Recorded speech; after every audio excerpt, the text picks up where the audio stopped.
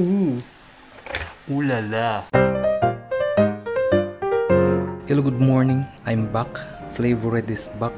Today, meron tayong bagong helmet from KYT.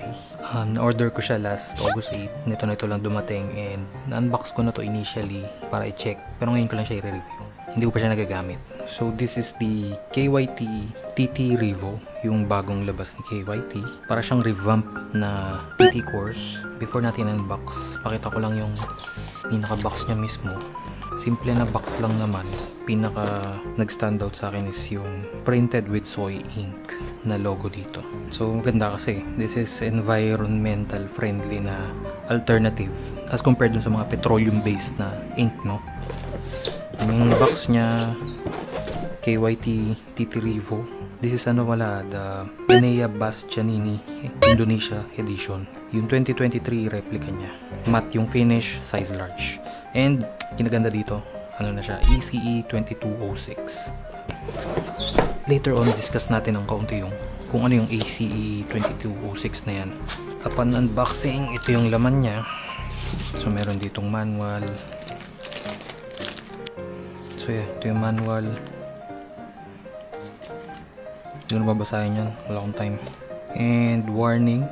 Tapos meron siyang mga stickers, KYT stickers. Tabi na natin to kasi hindi naman natin gagamitin yan. Kuha ko pala dito is almost 8,000 na. Hindi ko maalala yung presyo eh. So besides that, meron din siyang kasama na free spoiler. Free na rear spoiler. Yan. Smoke yung kulay ng rear spoiler. Pero hindi ko naman to gagamitin din. Kasi I think masyado nang excessive yung tail section ng ng helmet. Pag nilagyan ko pa nito, parang OA na. May foam. Tapos the helmet itself, meron siyang dust bag. Ito na yung helmet. Ganda, no? KYT TT Revo.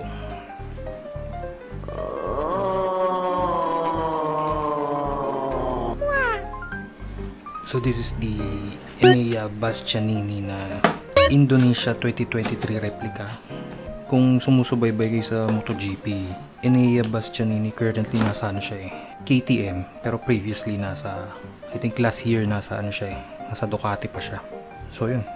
Yung helmet color is, we have matte black, hints of gray. Ito yung pinaka-design niya, yung gray, and then red and then gold accents. This design slash colorway reminds me so much of yung kila Marc Marquez, yung motor nila Marc Marquez sa MotoGP, yung Desmo Sedici GP25 na livery, which is ginawa nila yung specific na livery na yun for Mugello Grand Prix sa Italy.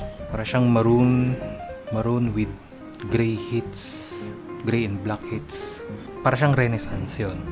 Renaissance style na design. Sobrang ganda nung nakita ko tong helmet na to, grabe. Sabi ko sa sarili ko, kailangan ko makuha tong helmet na to. Sobrang limited. Currently naka-clear visor pa to, pero bibilang ko pa siya ng kulay itim na visor. Ano bang features na ito? Unang-una, ECE 2206 na siya. Ito yung updated na certification standards. So ito yung pinaka latest na helmet safety rating standard. So I'll just put a picture nung mga tests na ginagawa dito para ma-certify yung helmet as compliant with ECE 2206. Ni-replace na nito yung previous na helmet safety standard rating na ECE 2205. I think based dito sa chart na ipapakita ko, may angles na yung pag-test dito. Kasi I think puro common angles yung ginagamit, pero sa 2206 mas maraming tests na ginawa. I think may oblique pa nga ako na nabasa, oblique angle, something like that. Ano ba pinagbago na ito from the previous version ng TT, yung time trial na helmet ni KYT? Meron ako dito KYT TT course. Ito yung dati kong helmet, which is gamit ko pa rin naman ngayon. Okay pa rin naman to. Actually wala masyadong pinagbago eh. Very minor lang. Pero mahirap silang hawakan ng sabay. So, I'll just point out kung ano yung mga napansin ko na pinagbago from the perspective na previous owner ng KYT TT course. Tabi nga natin to. So, number 1, na pinagbago niya. So unang-unang changes na napansin ko kagad is yung visor locking mechanism niya.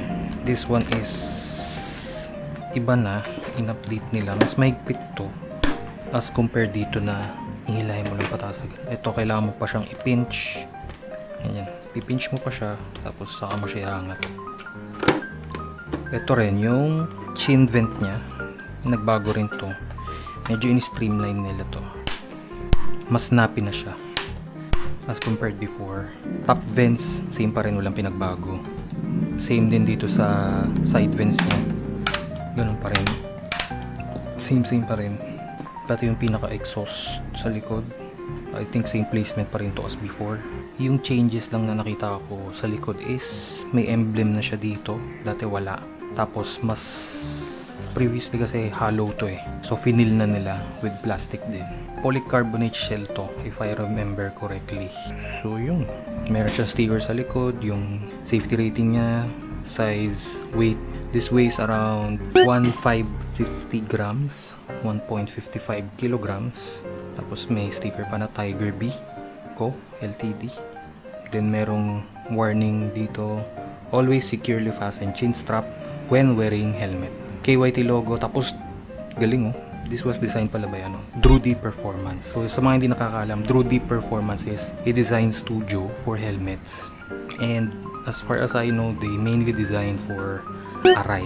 So itong design na to is designed by the same studio that does the designs for Arai helmet, which is nice to know. Let's talk about weight pala. Gaano ba kabigat to? Kuha tayo ng timbangan.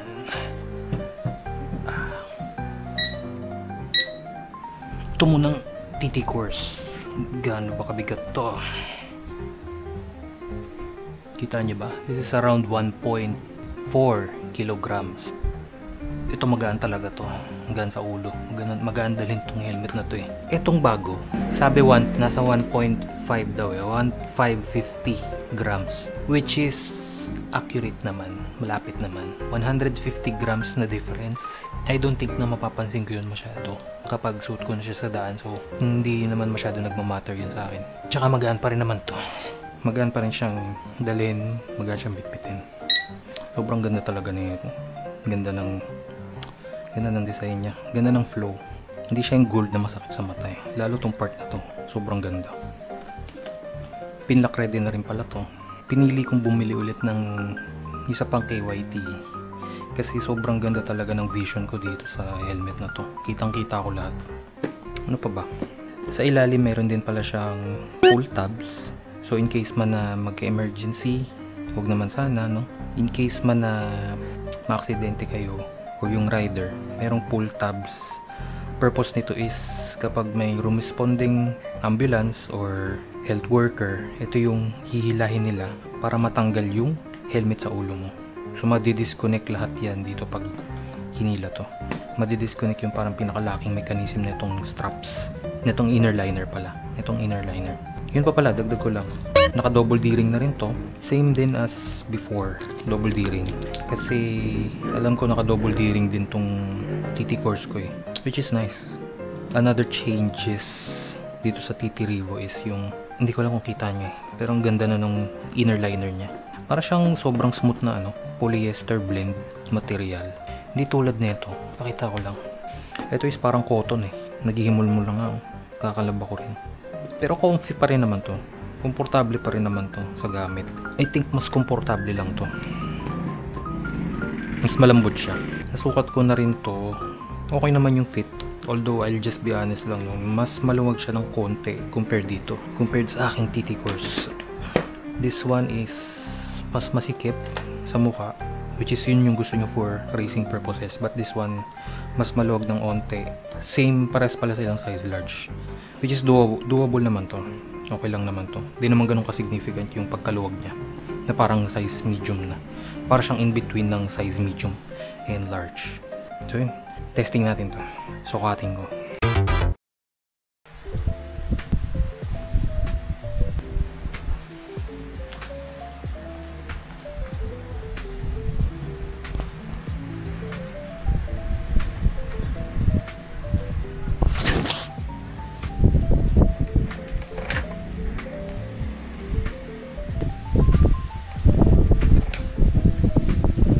naman yung fit.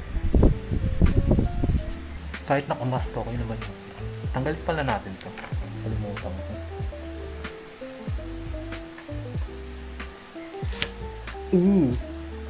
Ulala. Ganito na yung locking mechanism. Pupush mo to. Tapos ako. Tapos paglalak. Pag ilalak mo na ulit. Good. Front view.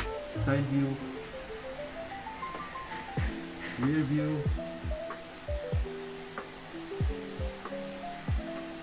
Side view ulit.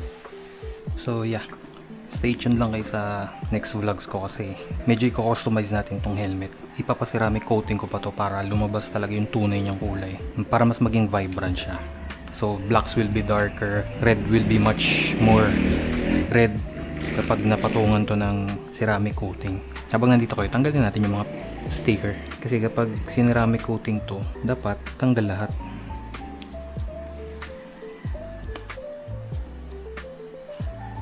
Ay, yawa. Ay, yaman na. Mamaya ko na tatanggalin yan. Anyway, that's it. That's it for this vlog. Kita-kita tayo sa susunod. Adieu.